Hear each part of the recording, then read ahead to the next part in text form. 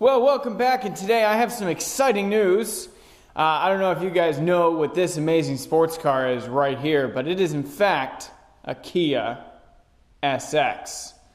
I honestly, it's not that fast, but it looks like a Kia. So today it needs a brake flush, and that's going to be fun. So without further ado, let's go ahead and get this jacked up on jack stands, and I'm also going to do a tire rotation, and I'll walk you through how to do it by yourself, and it's only going to cost you about $6 to $8. So let's get started.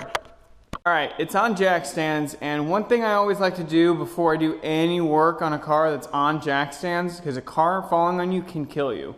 It's no joke. So what I usually do is once it's all up on jack stands, I'll give it a good shake.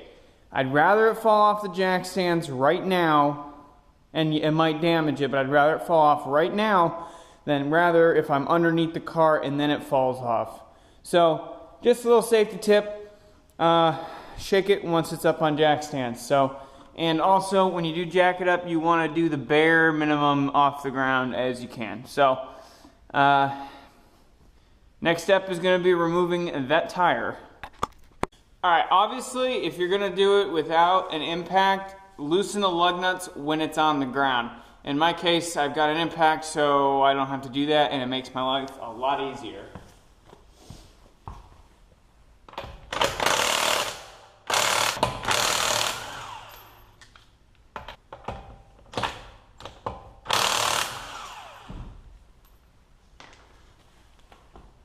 Put your lug nuts in a safe place.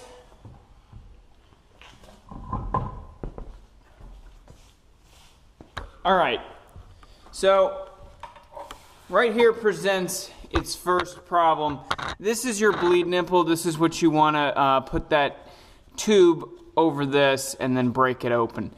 This is looking a little crusty, so what I would recommend in any case, unless it's like a brand new 3-year-old car, put some penetrating fluid on that just to give it the best chance it's got, because if you don't and you break this, it's a whole other issue. So I'm going to go ahead and put some penetrating oil on it. Alright, so here's the setup. I've turned it a little bit so it's easier to get to and easier to see. Alright, so I've turned it towards you to make it easier to see. You want to make sure you get the right wrench. In this case, 10 millimeter. Most of them are like 10 or 8s. You're going to slide that over there like that. And then you're going to take your aqua tube, and it actually does help to have that penetrating oil because it helps go over this part a lot easier. Alright, so this is the setup.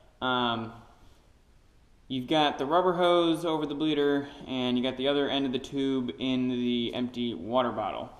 The next step you're going to do is to break this loose, and hopefully that penetrating oil worked. There we go.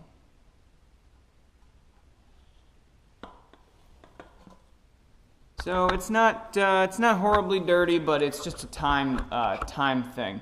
Every 3 years, you want to have the brake fluid has to be flushed. Now, to make sure you don't run your master dry, you're going to want to put brake fluid in to the fill line, and then keep an eye on it, because now you're going to be pumping your brakes.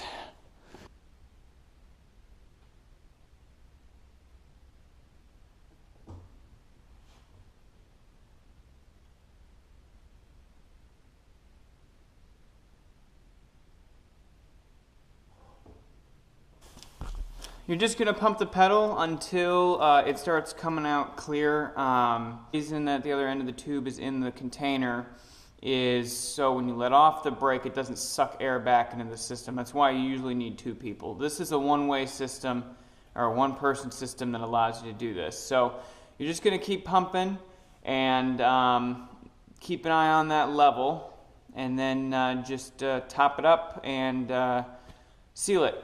One thing to note, when you do fill it up for that final time and you haven't replaced brake pads, check the level it's at and then fill it to that original level. That way, you know when the brake pads need to get replaced, because some cars, when the brake fluid gets low, it signals a sign, and that usually means it's time to change brake pads. So